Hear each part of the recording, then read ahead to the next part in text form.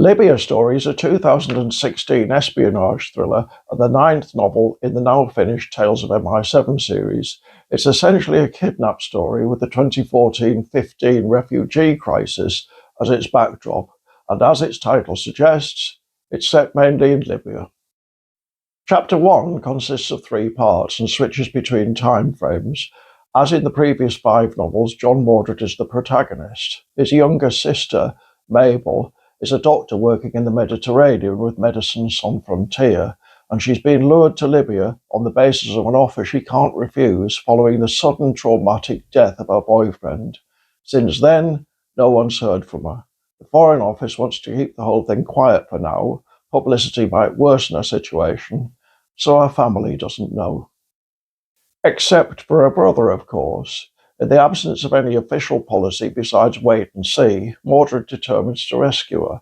In order to do that, he not only has to resign from his job, he has to pull off an escape, since MI7 already knows what he has in mind, and it's taken steps to stop him leaving the country.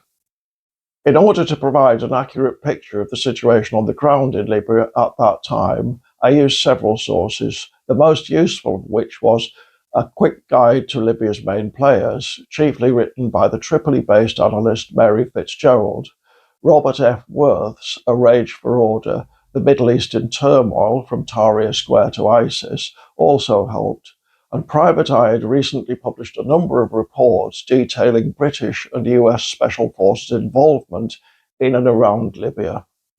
Of course, Mordred does manage to leave London, but thanks to a mix-up on the way, he accidentally alerts 2 of his sisters to the fact that something's wrong. When they attempt to find out more, his phone's switched off, and when they go around to his flat, there's a removal van outside. John's MI7 girlfriend, Phyllis, also wants to find him, and she and the sisters eventually agree to work together, although only Phyllis is in a position to see the investigation through. But even she's working beneath MI7's radar now. Libya Story deploys a trope that goes back to the ancient Greeks, but is usually nowadays known as damsel in distress. Interestingly, much of the Wikipedia article on that topic is dedicated to James Bond, and it's a popular trope in modern-day pulp thrillers.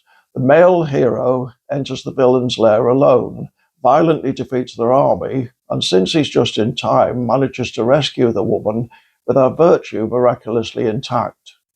He's sometimes captured and tortured along the way, giving him a vaguely messianic air as a suffering redeemer. Subversions of that trope have been common since at least the beginning of the 20th century, and I'm not sure I could do anything original along those lines.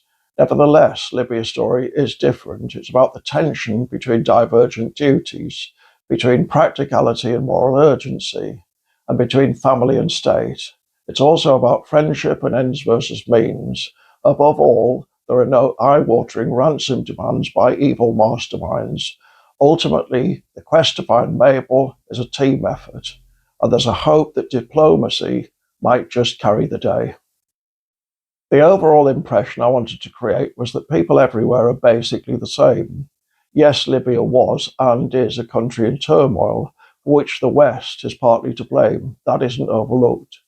But decent human beings are always in ready supply, given the right circumstances.